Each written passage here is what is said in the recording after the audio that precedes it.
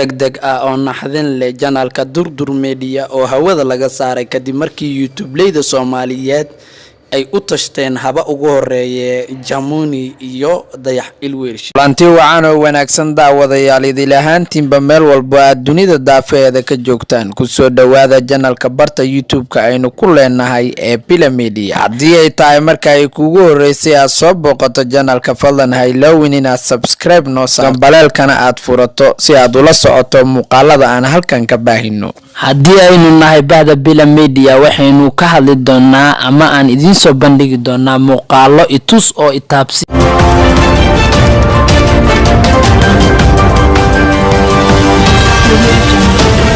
war degdeg ah arrin aad u xun oo naxdinteedana leh ay sameeyeen YouTube-leyda Soomaaliyeed kadib markii janaalka Durdur Media oo madaxda ka yahay Xasan Toob ay hawada ka saareen. Xasan Toob janaalkiisa ayaa isla shalay waxa ka tagay nidaamiye iyo abtidoon anagoo aad u wada og in janaalka Durdur Media oo soo saaray YouTube-leyda hadda ka xamaalato Muqdisho hal iyo laba markii aan ka soo qaadanane waxa kamid ah tusaale ahaan Fartuun Balbalaarka, Aweys Baafow, Ismaaciil Xaaji iyo kuwa kale badan. Haddaba sababta ugu weyn ee Durdur Media hawada looga saaray maxay tahay?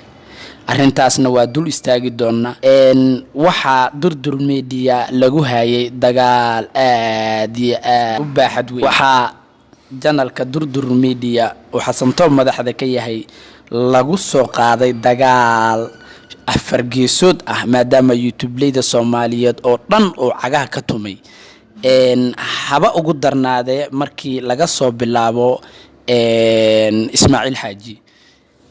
haddaba sida xogta aynu ku ognahay Durdur Media dagaalka ugu weyn wuxuu ahay dagaal shibane ah oo hoos laga qaniinayay iyo dagaal toos ah ee ay ku soo qaadeen laba kamid ah YouTube-leyda Soomaaliyeed haba ugu darnaade Jamuni iyo Dayax Ilweerish.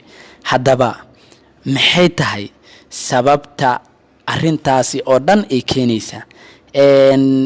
markii aan fiirino Xasan Toob waa nin haliyey ah wax abuur leh wax soo saaris leh markii ay arkeen maalinba maalinta ka dambaysa uu horumar sameynayo waxa dhabar jabin lagu sameynayay dadka asiga la shaqeynayo iyagoo loo sheegayo in YouTube channel loo sameynayo kadibna ay ku shaqeysan karaan si xurriyad ay ku jirto maadaama ay yihiin dad talent leh.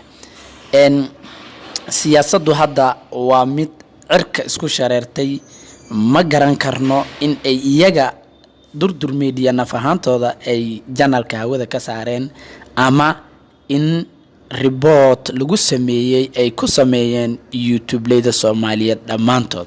haddii aad rabto inaad warkaani soo xaqiijisana waxaa sameyn kartaa YouTube-ka tag Durdur Media ku qor kadibna arag in janaalkooda uu ku soo baxayo wixii warkaani ee ku soo kordhane waxaan idin kala socodsiin doonaa isla bartayna YouTube-ka ee Bila Media.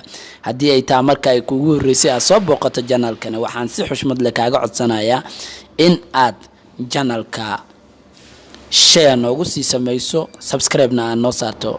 thank you.